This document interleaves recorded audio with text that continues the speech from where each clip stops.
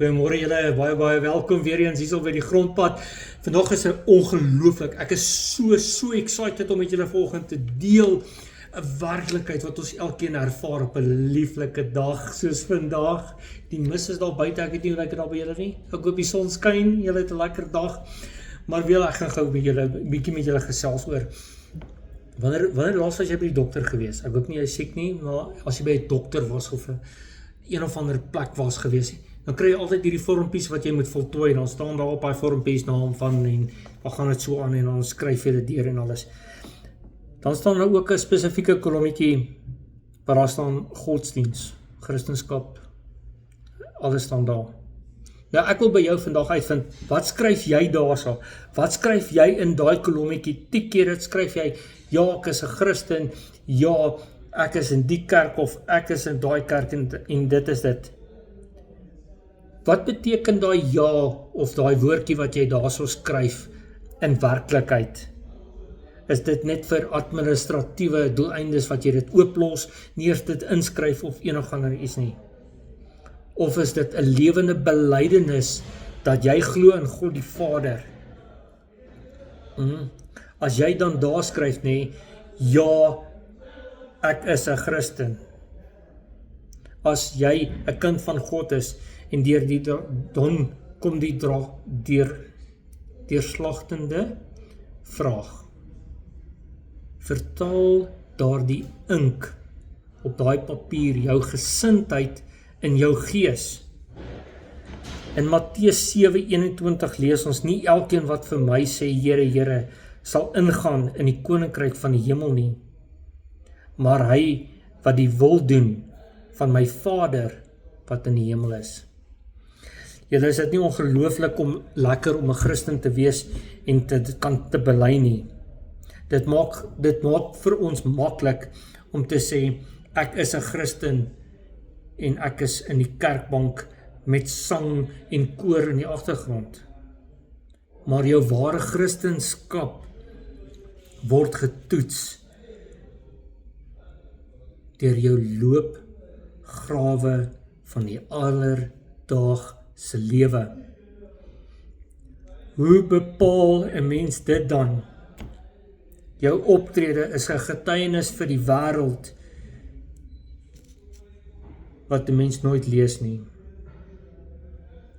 Agter toe deure, wat gebeur daar? Hoe is jou optrede teenoor jou eggenoot, jou kinders, familie, wat die wêreld nie sien nie? Is daar liefde of is daar bitterheid? By jou werksplek, waar jy die meeste van jou tyd spandeer, is jou integriteit bo verdenking? Werk jy asof jy dit vir die Here doen? Of is jy maar nog net 'n stem wat kla en skinder oor elkeen? In die verkeer as jy ry, dit is vir ons almal baie moeilik. Want hier meer op sekere tye is erger as wat dit normaalweg is. Hoe hanteer jy dit? En het jy vrede van God? Wat is jy veronderstel om te heers? Kan die vrug van die Gees gevind word agter jou stuurwiel? Die wit leentjie. Wat is 'n wit leen? Wat is 'n wit leentjie? Jou ja moet jou ja wees, nee moet 'n nee wees, of jy buig die waarheid, beskerm jy dan om jouself te bevoordeel deur 'n klein wit leentjie? 'n leen is 'n leen, of hy nou wit is of swart is of pink is of pers is. 'n leen bly 'n leen. Net so moet julle die lig voor die mense skyn, sodat julle goeie werke kan sien in julle Vader wat in die hemel is, verheerlik. So lees ons in Matteus 5:16. Die woord van God roep ons nie tot godsdiens nie, dit roep ons tot 'n nuwe lewe.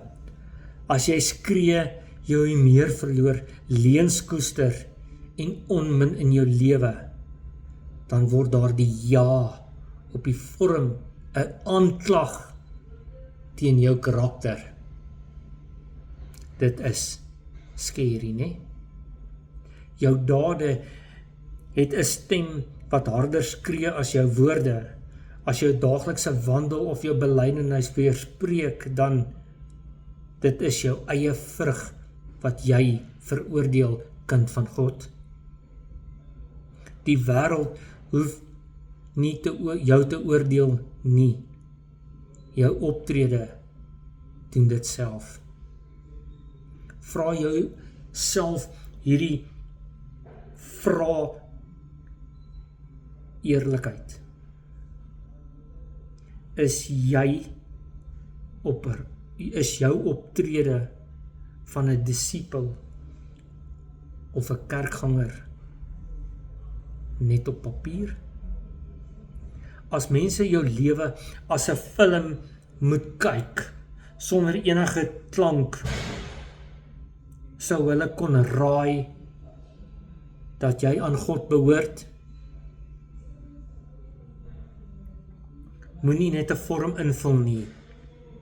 Leef die antwoord op daardie vorm in jou lewe, in jou gebed.